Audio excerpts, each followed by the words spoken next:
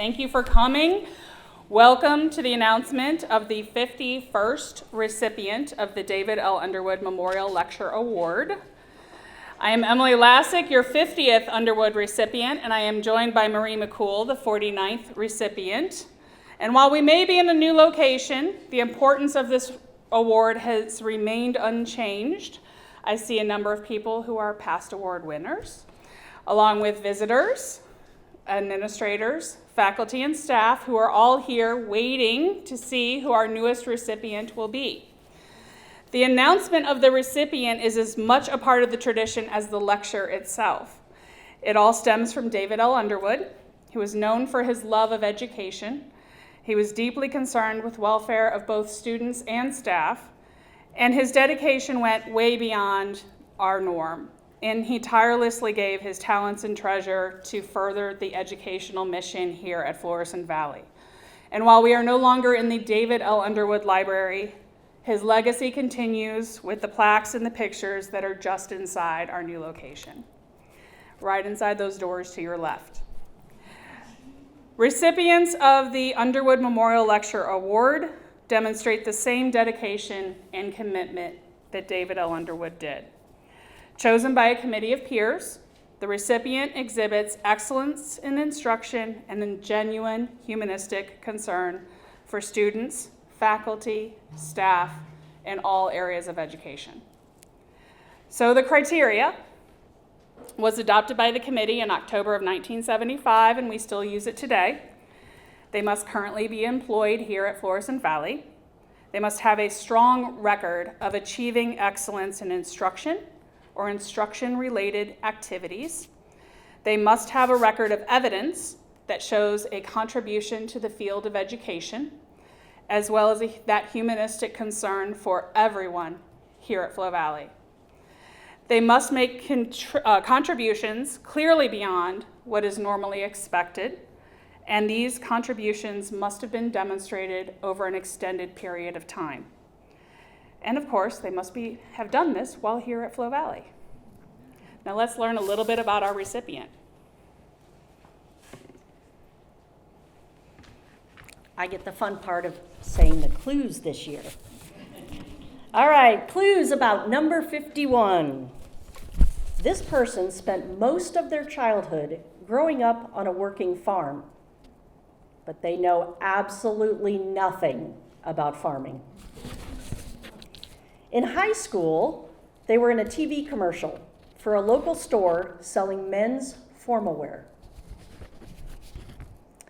Number 3, they took years of piano lessons and voice lessons when they were a child, and they are highly deserving of getting a full refund plus damages. They learned to love public speaking by growing up the child of a preacher, and learned how to break into a house by growing up the child of a man who wasn't always a preacher. This person had a mother who taught them how to drive on a manual car, and those driving lessons are among their favorite memories with their mother. Well, that and a hot air balloon ride in Sedona, Arizona, which we'll have to find out more about later.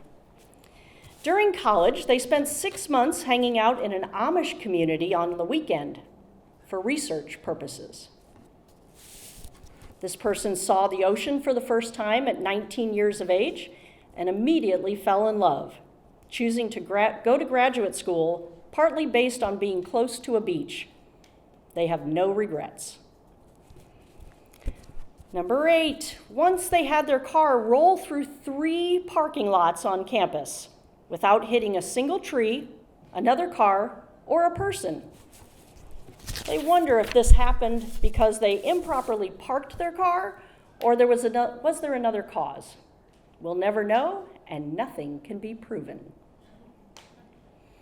At their wedding, they accidentally kissed their spouse too early in the ceremony and got corrected by the officiating judge.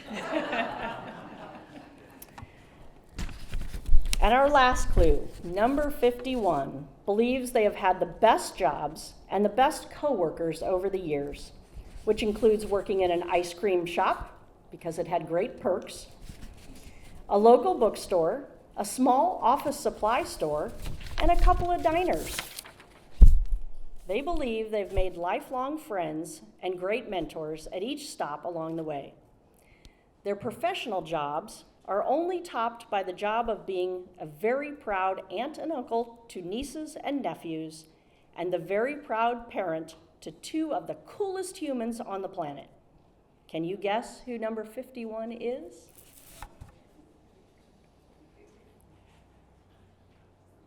I think it's a lot of fun to see people pointing. So if you can welcome the newest member of a very honored club. I have the pleasure of introducing your 51st recipient of the David L. Underwood Memorial Lecture Award, Ms. Annie Wagner.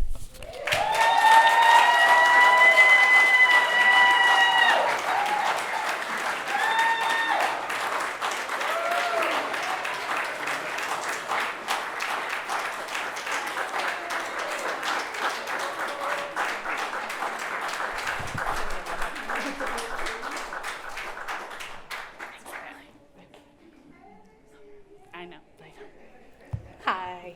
I was trying so hard not to make eye contact with people who knew some of those stories, like the cars rolling through the parking lot story. I think it was my fault. I'm really sorry. When I was hired here a little over 16 years ago, I asked Dean Lindsay in my interview process, is there anything else I could do to prove that I was capable and ready and that I really wanted this job? And she said, you could be older. And I wanted to tell Dean Lindsay, I got older. I did what you asked. I'm aging, not quite like I expected, but I did it. And while I've been aging here, I've been making, like what was said, lifelong friends. And I've had a couple of mothers here. And before I say thank you to them, I want to tell you about my childhood. I had the best mother and father.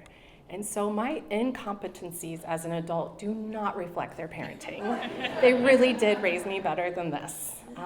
Thanks, Dad, for being here. Shirley and Sharon are here. Where are you? Wait, there you are. Wave your hands. And many of you recognize Shirley and Sharon, and they are mothers that I had on campus that helped raise me. And again, they did a much better job.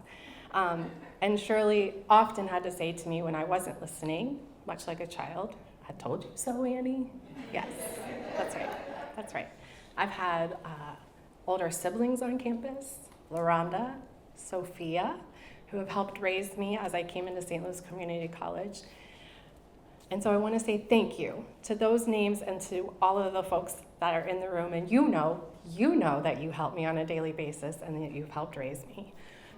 As a sociologist, I have to say that it is good to question those in leadership, and it is good to wonder if those who win awards really deserve those awards.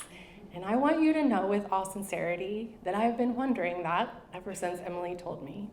And I have come to the conclusion that, in fact, no. I do not deserve this, and I am number 51, and almost since I've been told I've made 51 mistakes almost daily. So, to those who I've forgotten your name when I should have remembered your name, you know that I have work to do. To those that have unlocked my office 51 times a day, you know that I have work to do. To the people that helped me get cash because I had trapped myself in a parking garage in March, they know I have work to do. To those that I have spilled coffee on your merchandise, you know that I have work to do. To the people that wish I was not standing here because I am supposed to be replying to your email that you sent me weeks ago, you know that I have work to do. To my students that are waiting on grades, they know I have work to do. So although I have not yet earned this award, what I will tell you is that I will continue working to give back to Flow Valley what it has given to me. And to prepare for today, other than just being stressed out and thinking of my 51 daily mistakes, I've been watching videos of the past awardees and the past announcements, and I got to see a video that we have on YouTube that was interviewing Mrs. Underwood and her daughter, David Underwood's wife and daughter. And what I learned about David was he was just a great human. And that's what I've experienced being here, is just being with great humans. And you are making me a better human. I'm most nervous about today. I'm really looking forward to August because there's two things I really, really, really love almost as much as the two coolest humans and the coolest spouse that I live with, and that is a microphone and sociology. So I'm really looking forward to August. I hope to see you there. But what I learned about David Underwood is he's a great human, and we don't have a lot in common because he used to, they said, park his car at the bottom of the hill and walk up the hill to get exercise. That is something I've never considered, ever. So, in keeping with his legacy, I will consider doing better, growing, maybe parking in the middle of the hill and walking up. And in August, I hope to make some magic happen and get in good trouble at that lecture. I hope to see you there. Thank you all.